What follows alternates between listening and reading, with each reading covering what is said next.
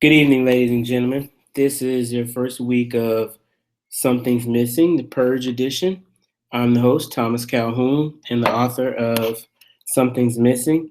This is a special holiday edition to Something's Missing, the Purge edition, because obviously it's 4th of July, but also we want to take some time before we even get started to celebrate or to actually mourn, I would say, the loss of two things. One, Brexit. For those of you in the stock market, I'm sorry for your losses. I have definitely lost a lot of money in the market, and I know how that feels. And that's really important as it's connected to our topic today of clutter, whether it's benign or toxic.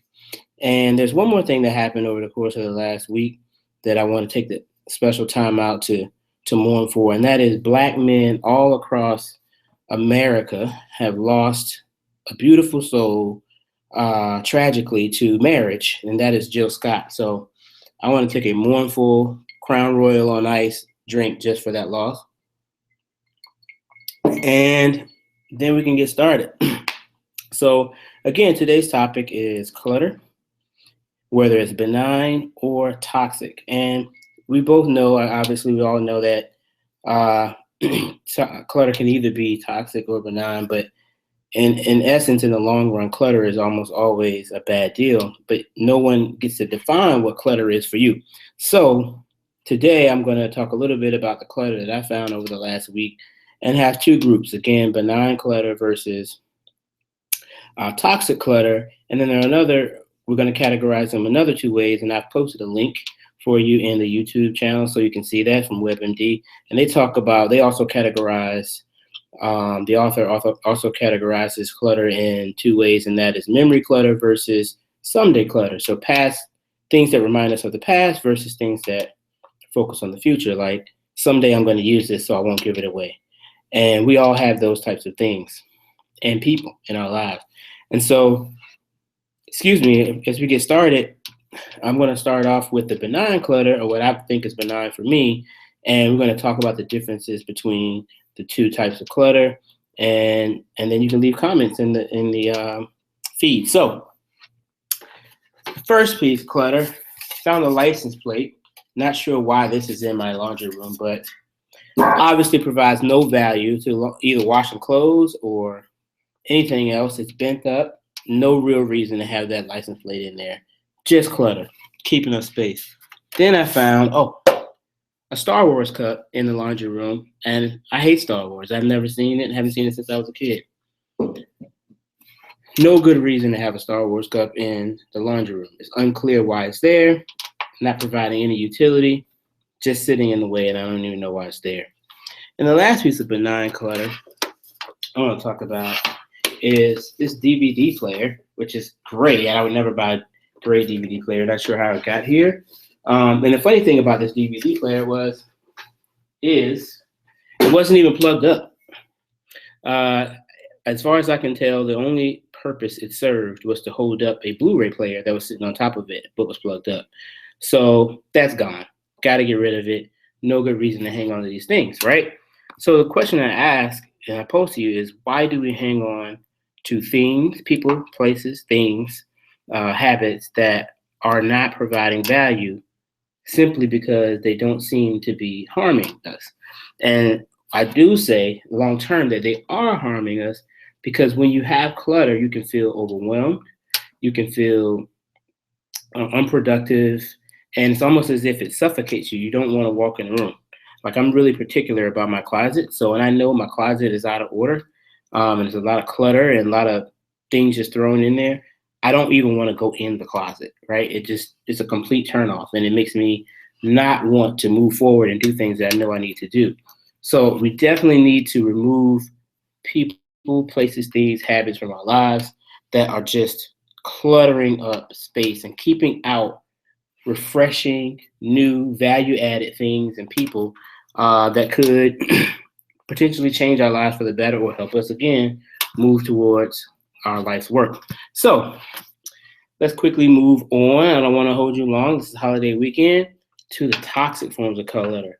And so oftentimes, before I even get into that, let me take a look. So, look, So sometimes the most toxic aspects of our lives are things that people outside of us, uh, our inner circle, can never see.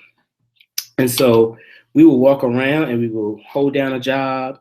We can communicate effectively, and we have lots of money in our savings account, and we go on vacation. We can do a lot of cool things, and to the outside world, you look amazing. And you look like your life is perfect, and everybody is envious.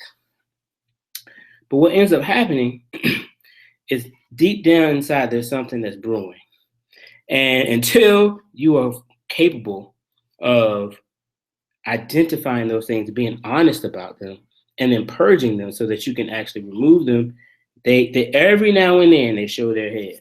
But the people that are furthest out from you, they don't get to see it because, again, you keep it tied in deep down inside of you.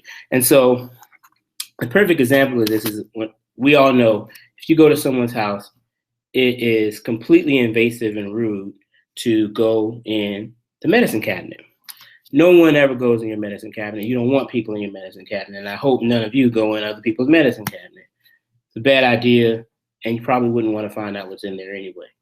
So, but that's where we keep those things that are actually have the potential to help us in some ways, but eventually can become toxic. So I found 3 things in my medicine cabinet dating back to as far as 2013. 3-year-old medicine, we had 2014-year-old bottle of medicine, and a 2015-year-old bottle of medicine. And I had to ask myself, what in the world is this doing in here? So first of all, I didn't take it all. So it clearly outlived its purpose because I'm no longer using it, and nor should I be. And so I asked myself, well, why would I hold on to medicine that's 3 years old? Sometimes we'd have, partly it's because I didn't know it was in there, to be honest, right? Which means I'm not taking a regular inventory of what's inside of me so that I can actually make adjustments on the fly.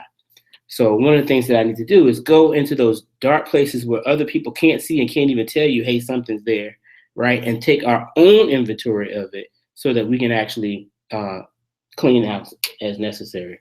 Because obviously, the reason why you don't want medicine in your cabinet that's old, especially prescription medicine, is because once it outlives that date, it could be potentially very, very harmful. So at one point, it was actually something that could improve your health.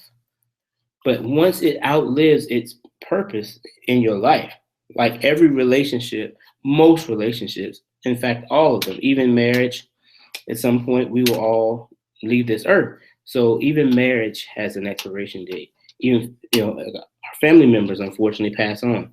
So every relationship, every place we've ever been has an expiration date. Nothing lasts forever. So we have to be willing to let go of those things that are harming us. And part of the reason that we don't do it is because, again, we don't take personal inventory. So luckily, apparently liquor lasts a long time. So, and as ages, it gets better. So I definitely think that we need to do a lot better job. I know I will take personal responsibility to do a better job of going into those dark places in my own life, right? And just taking inventory and weeding out things that no longer have value. Because here's the thing, folks. Sometimes if you let something or someone stay in your life beyond his or her or its expiration date, the toxicity of that person or thing could be greater than the original benefit when it was within that time frame. So you have to be very mindful of what the expiration date is and what the purpose is of people in your life. So I'll leave you with a quote my mom gave me once about a relationship that I was in. She says, son, all relationships are for a reason. Some relationships only last for a season, but only a few last a lifetime. And so I'll leave you with that. as you begin to evaluate your own lives and to actually make these adjustments. I hope that you again will pick up the book and that you enjoy our communication. Leave comments if you have feedback or you've been through anything, you want to talk about it.